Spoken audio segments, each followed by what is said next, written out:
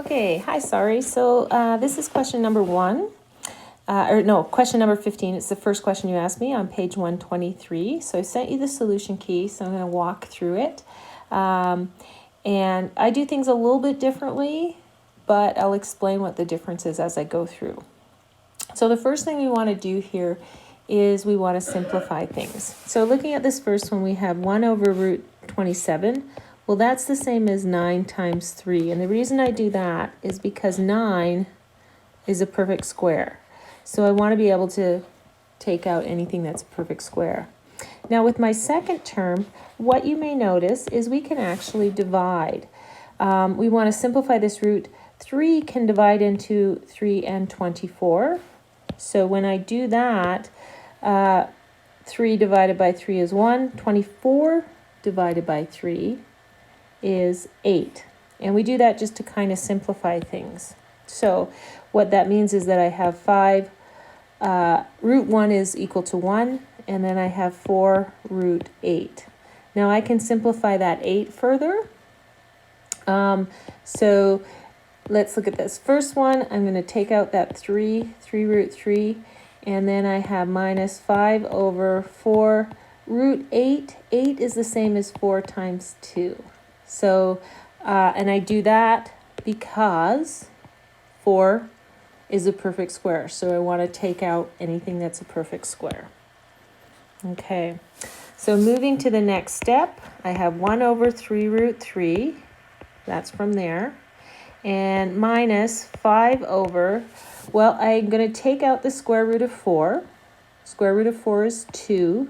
So I'm going to have 2 times 4, which is 8 root 2. If you look on the solutions, that's on the second line. Now, I have these root radicals in the denominator. I want to get rid of them, so I'm going to rationalize the denominator. So the way I do that is I'm going to multiply the top and the bottom by whatever the radical in the bottom is. So here, the radical in the bottom is root 3. So I multiply the top and the bottom by root 3. In the second one, to rationalize the denominator there, the radical in the top and the bottom that I'm going to multiply the top and the bottom by is root 2. Okay, so I'm going to get rid of that radical. And so in the next step, when I multiply those through, first term becomes root 3. So I'm doing this multiplication here. And on the bottom, it'll be 3 times 3 because root 3 times root 3 equals 3. For my second term, I'm going to have 5 root 2 on the top. That's that multiplication. And then on the bottom, I'm going to have 8 times 2 because root 2 times root 2 is equal to 2. So here, what I get is root 3 over 9 minus 5 root 2 over 16. Now, that's where I kind of got you to, but it was getting a little confusing on the video. So if we look at the solution, what they've done is they've factored out, instead of having this as root 3 over 9, they've have 1/9 times root 3. And you can do that because it's just a way of factoring that out and expressing it different.